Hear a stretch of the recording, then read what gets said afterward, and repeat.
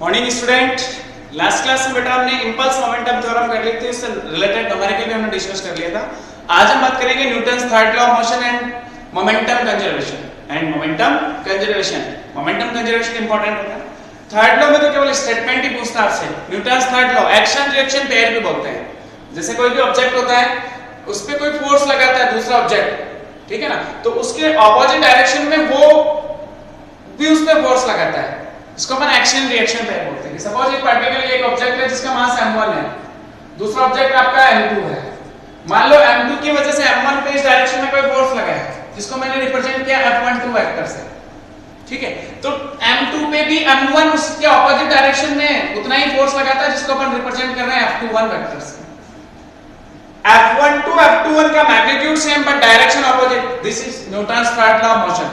F12 vector equals to minus F21 vector. Action reaction pair भी बोलते हैं इसको अपन क्या बोलते हैं? Newton's third law of motion is called action reaction pair. This law is called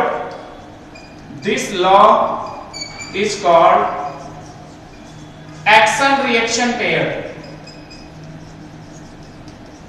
action reaction pair, ये जो फोर्स होते हैं वो एक्शन रिएक्शन पेयर में होते हैं कि भाई जितना इसने फोर्स लगाया इस डायरेक्शन में, उतना ही इस ऑब्जेक्ट ने नीचे की तरफ फोर्स लगाया। जैसे अपन ग्रेविटेशनल फोर्स की बात करते हैं, ग्रेविटेशनल फोर्स की बात करें, जनरल एग्जांपल। जैसे मान लो दो बॉडीज थी आपके पास जिनके मासेस m1 m2 थे। m1 m2 थे, आपने 9th क्लास में सीखा होगा r डिस्टेंस पे रखे थे। मैंने बताया था एक बार कि मैं पूछूं कि m1 पे m2 कौन सी डायरेक्शन में अट्रैक्ट करेगा इसको, इधर m1 को m2 अपनी तरफ अट्रैक्ट करता है F12 से, F12 से उतना ही m2 पर m1 फोर्स लगाता है, m2 को भी m1 अपनी तरफ अट्रैक्ट करता है F21 से। ये एक्चुअल में न्यूटन्स थर्ड लॉ से, या इसको बोल सकते हैं न्यूटन्स थर्ड लॉ, ये एक्शन रिएक्शन पेयर हो रहा है। इसका मतलब F12 F21 का मैग्नीट्यूड सेम है बट डायरेक्शन क्या है? ऑपोजिट है। डायरेक्शन कैसी है? ऑपोजिट, ठीक है ना।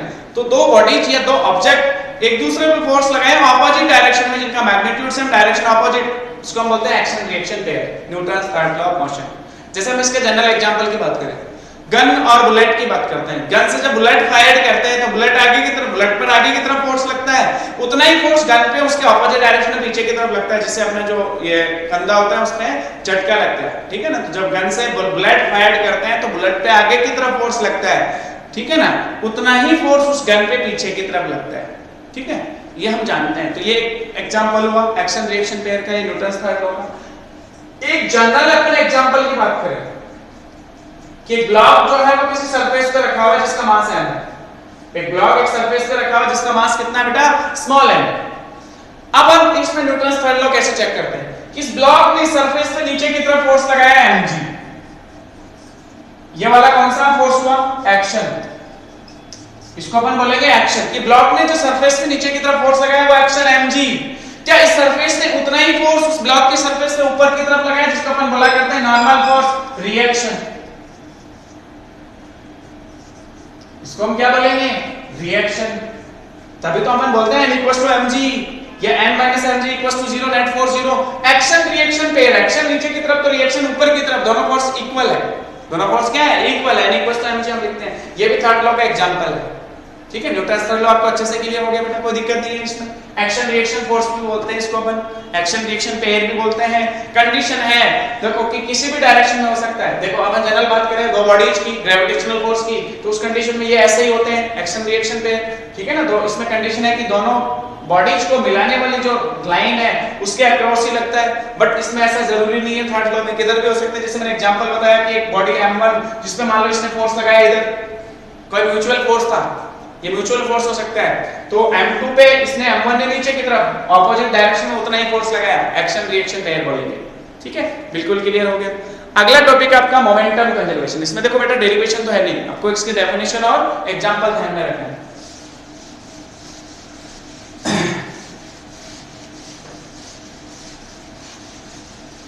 मोमेंटम कंजर्वेशन, अगला टॉपिक आपका आ गया मोमेंटम कंजर्वेशन। और उसके बाद हम इसमें दो एग्जांपल या दो मोमेंटम कंजर्वेशन की बात करेंगे। 2 पार्टिकल के ऑब्जेक्ट की या हम सिस्टम की बात करेंगे, और n पार्टिकल से बने एक सिस्टम के मोमेंटम कंजर्वेशन की बात करते हैं, ठीक है। तो अगला टॉपिक अपना है मोमेंटम कंजर्वेशन। जैसे एनर्जी कंजर्वेशन पढ़ते हैं वैसा बेटा मोमेंटम कंजर्वेशन भी अपन पढ़ते हैं। Momentum conservation.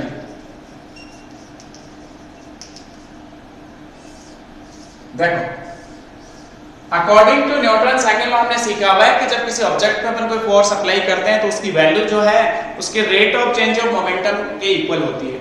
F = dp/dt हम पढ़ते हैं, हम डिस्कस कर चुके हैं। According to Newton second law, according to Newton second law, applied force on an object is equal to या proportional to, एक ही बात है, is equal to rate of change of momentum, rate of change of momentum।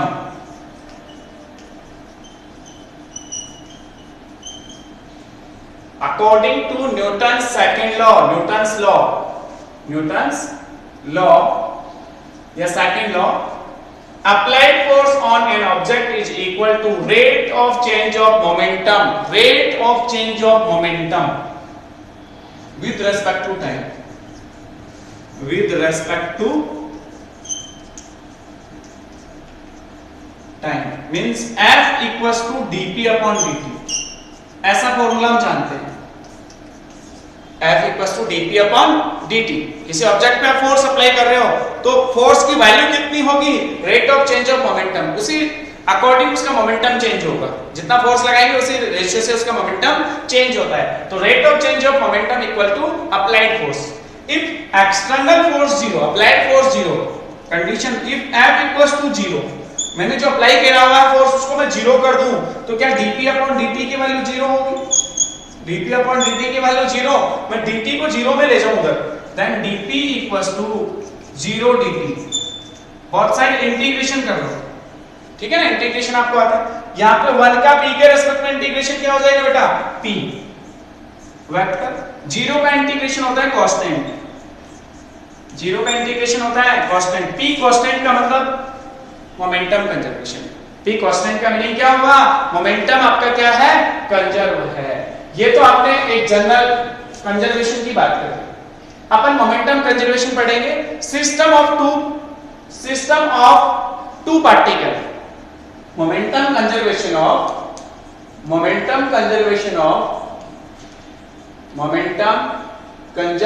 Of system of two particle.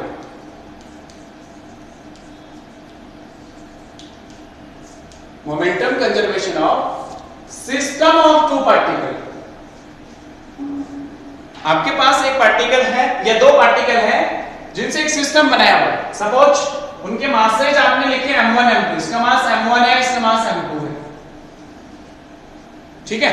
मैं बोलूं कि इस पे external force F1 apply किया हुआ है, इस पे फोर्स कितना लगा हुआ है, F1, और इस पे जो एक्सटर्नल फोर्स है उसकी बात करें तो हमने वो लिखा F2 वेक्टर।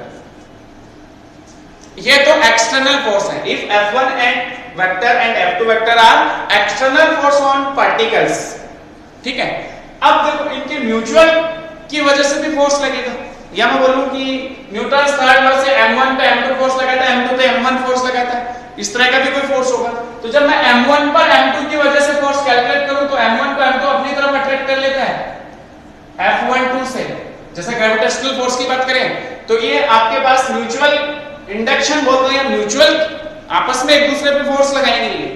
तो m1 पे m2 इधर फोर्स लगाया F12, क्या m2 पे m1 भी फोर्स लगाएगा, m2 को m1 अपनी तरफ अट्रैक्ट करेगा F21 से, ये वाला फोर्स इधर होगा। अब अपन नेट फोर्स की बात करेंगे या मोमेंटम कंजर्वेशन की बात करेंगे। ये तो हमने क्या किया, सिस्टम ऑफ टू पार्टिकल्स की बात करिए, पार्टिकल m1 दूसरा पार्टिकल m2 था। Suppose that there are two particle m1 and m2 और उनके ऊपर जो एक्सटर्नल फोर्स थे वो F1 F2 थे। ये दोनों फोर्स जो थे वो म्यूचुअल की वजह से थे, दोनों आपस में म्यूचुअली एक दूसरे पे फोर्स इतना लगा रहे थे। अब देखो net force on particle 1,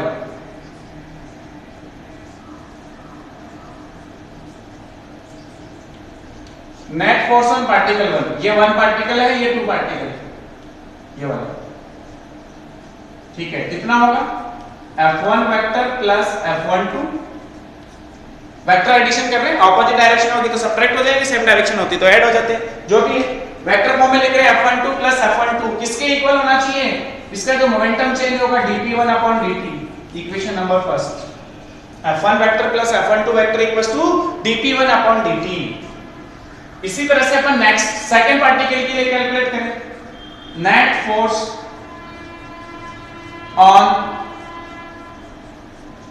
particle 2, particle 2 पे net force F2 vector plus F21 vector, F2 vector plus F21 vector equals to dp2 vector upon dt, equation number 2। ये हमने अलग-अलग पार्टिकल पे फोर्स कैलकुलेट कर ली। ये पार्टिकल फर्स्ट पे force आ गया और ये पार्टिकल सेकंड पे फोर्स आ गया। अब मैं पूछूं कि बताओ पूरे सिस्टम पे नेट फोर्स कितना है, तो लेफ्ट हैंड साइड ऐड कर लो, राइट हैंड साइड ऐड कर लो अलग से। Then net force on system of two particle, system of two particle, then net force on system of two particle total कर लो, लेफ्ट हैंड साइड में add कर लो, राइट हैंड साइड में ऐड कर लो, इसको ऐड करो इसके साथ, तो क्या आ जाएगी इक्वेशन बेटा F1 vector plus F2 vector equals to F12 vector plus F21 vector equals to dp1 upon dt plus dp2 upon dt, दोनों को ऐड कर लो, dp1 vector upon dt plus dp2 vector upon dt। ये तो external force होगी, ये due to mutual दोनों object के या दोनों पार्टिकल के म्यूचुअल की वजह से जो फोर्स लग रहे थे F12 vector plus F21 vector, equation number 3। अब देख आगे बेटा, हमें तो मोमेंटम कंजर्वेशन की बात करनी थी ना, तो ध्यान से देख, F12 equals to minus F21, F12 और F21 की डायरेक्शन ऑपोजिट है, तो ये जो म्यूचुअल की वजह से फोर्स होता है ना, वो हम डिस्कस कर चुके हैं एक्शन रिएक्शन पेयर में, न्यूटन्स थर्ड लॉ में, कि F12 F21 की डायरेक्शन ऑपोजिट है, इनका मैग्नीट्यूड सेम होता है। तो क्या मैं ऐसा लिखूं, since F12 vector equals to minus F21 vector, दोनों का मैग्नीट्यूड सेम डायरेक्शन ऑपोजिट, तो इन दोनों का नेट क्या होगा, 0। Then F12 plus F21 equals to 0, then F12 vector plus F21 vector equals to 0। ये किसकी वजह से आता है, एक्शन रिएक्शन पेयर बोलते हैं इसको अपन, action reaction pair. F12 plus F21 equals to 0, 0 put कर लेंगे यहां पे, और कंडीशन ये लगा दी, if external forces F1 vector and F2 vector are 0, इस पे जो नेट फोर्स अप्लाई किया हुआ F1 और इस पे जो फोर्स अप्लाई किया हुआ F2 दोनों भी 0 हो, means F1 vector plus F2 vector equals to, क्या ये सारे फोर्सेस 0 होंगे? यूजिंग इक्वेशन थर्ड क्या लिखा जाएगा बेटा, dp1 vector upon dt plus dp2 vector upon dt equals to 0। इन सब का टोटल क्या हो जाएगा, 0। F12 प्लस F21 का total 0 and F12 plus F2 भी 0, तो ये सारे 0 हो गए। dt को एलसीएम लेके राइट में लेके जाओ, then dp1 plus dp2 vector equals to 0 dt, और अब बोथ साइड इंटीग्रेशन कर लो, इसका भी कर लो इंटीग्रेशन, इसका भी, और 1 का p1 के रेस्पेक्ट में इंटीग्रेशन आ गया p1 वेक्टर, प्लस 1 का p2 के रेस्पेक्ट में इंटीग्रेशन आ गया p2 वेक्टर, 0 का इंटीग्रेशन हो गया फर्स्ट टाइम। अरे यही तो प्रूव करना था अपने को, p1 plus p1 vector plus p2 vector equals to constant, system of two particle, momentum is conserve for system of two particle, हमने प्रूव कर लिया, p1 plus p2 equals to constant. ठीक है ना, इसका मतलब मोमेंटम आपका कंजर्व होता है, initial total momentum equals to final total momentum, ये प्रूव करना होता है। ठीक है, अब अपन बात करें momentum conservation of system of n particle. Two particle की जगह कितने पार्टिकल ले लो बेटा, n पार्टिकल। देखो n पार्टिकल के लिए भी कर लेते हैं, momentum conservation of system of n particle. ठीक है ना, एक छोटा सा डेरिवेशन और डिस्कस कर लेते हैं, फिर देखते हैं न्यूमेरिकल वगैरह इसके।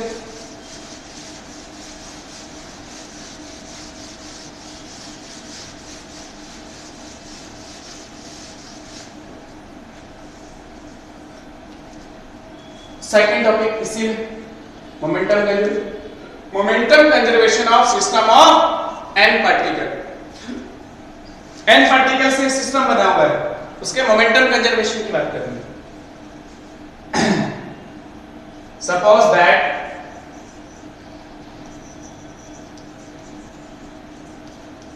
a system have n particles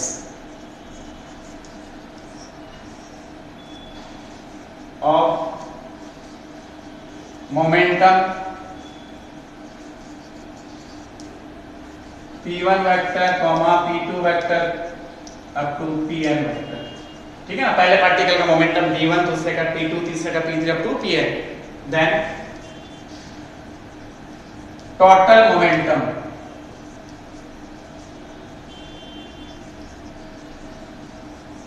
या नेट मोमेंटम ऑफ सिस्टम क्या लिखोगे? p vector equals to p1 vector plus p2 vector plus p3 vector up to pn vector. ये जो इक्वेशन है इसको फर्स्ट इक्वेशन डाल देते हैं और इसका t के रेस्पेक्ट में डिफरेंशिएशन कर लो बोथ साइड। डिफरेंशिएट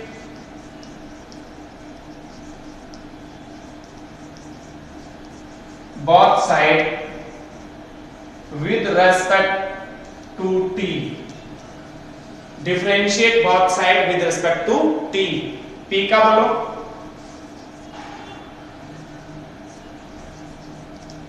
t का t के रेस्पेक्ट में डिफरेंशिएशन dp अपॉन dt।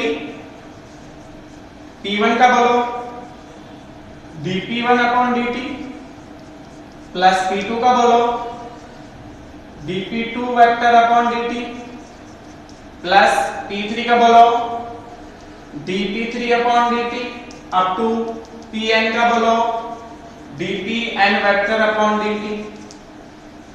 पूरी इक्वेशन का t के रेस्पेक्ट में डिफरेंशिएशन किया तो इक्वेशन आई dp upon dt equals to dp1 upon dt plus dp2 upon dt plus dp3 up to dpn upon dt। इस तरह से हम सॉल्व करते जाएंगे। इक्वेशन नंबर 2, ये क्या है? Net force. ये फर्स्ट पार्टिकल पे फोर्स, सेकंड पार्टिकल का फोर्स, थर्ड पार्टिकल का force up to according to Newton second law, यही है। तो इसको मैं लिखूंगा f1 vector f vector equals to f1 vector plus f2 vector plus up to fn vector. f1 vector plus f2 vector plus up to fn vector. If net force 0, condition वही आ गई पहले वाली। If net force on system is 0, if net force on system is 0 तो f net कितना होगा या f vector कितना होगा? 0। इक्वेशन नंबर 3, सॉरी इसको 4 बोल दो, इसको 3 बोल दो। थर्ड में f की वैल्यू 0 पुट करो using equation third and fourth. f की वैल्यू 0 पुट करो तो 0 equals to f1 vector plus f2 vector plus f3 vector up to fn vector. Equation number 5। अब आपको क्या करना है? जिसको आपने dp1 अपॉन dt f1 लिखा वापस रिप्लेस कर दो using equation second and fifth. f1 की जगह क्या लिखो बेटा? dp1 upon dt plus f2 की जगह क्या लिखूं? dp2 upon dt plus f3 की जगह क्या लिखूंगा बेटा? dp3 vector upon dt up to dpn vector upon dt plus का जो किसके इक्वल होगा? 0 के। dt एलसीएम लेके 0 में ले जाओ, क्या बन गई equation? dp1 vector plus dp2 vector plus dp3 vector up to dp n vector equals to 0 dt।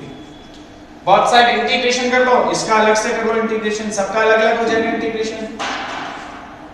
इसका इंटीग्रेशन हो गया p1 vector plus p2 vector plus p3 vector up to pn vector, 0 का इंटीग्रेशन कांस्टेंट।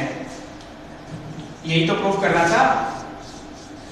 इससे क्या proof हुआ कि momentum is conserve for system of n particle. First particle का momentum p1, second particle का momentum p2, p3 up to pn, सबका total जो है वो हमेशा कांस्टेंट होगा। किसी इंस्टेंट पे कैलकुलेट करेंगे तो उसकी वैल्यू क्या होगी बेटा, कांस्टेंट। अब देखो इसमें कई सारे हम न्यूमेरिकल डिस्कस करेंगे नेक्स्ट क्लास में, तो इसमें फॉर्मूला ये होगा कि सपोज किसी इंस्टेंट पे हमने मोमेंटम चेक कर लिया, फिर और किसी इंस्टेंट पे चेक किया, या मैं बोलूं इनिशियली जब रेस्ट में था पार्टिकल का मोमेंटम 0 था, तो जब वो मोमेंट मूव कर रहा है या उसके पार्टिकल्स के हमने टुकड़े कर दिए, अलग अलग वेलोसिटी से मूव कर रहा है, उस इंस्टेंट पे उसका जो मोमेंटम होगा वो भी उसके इक्वल ही होगा। ठीक है ना। तो ये हमने प्रूव कर लिया कि n एक सिस्टम ऑफ n पार्टिकल जो है उसका मोमेंटम भी कंजर्व होता है बेटा। ठीक है, थैंक यू।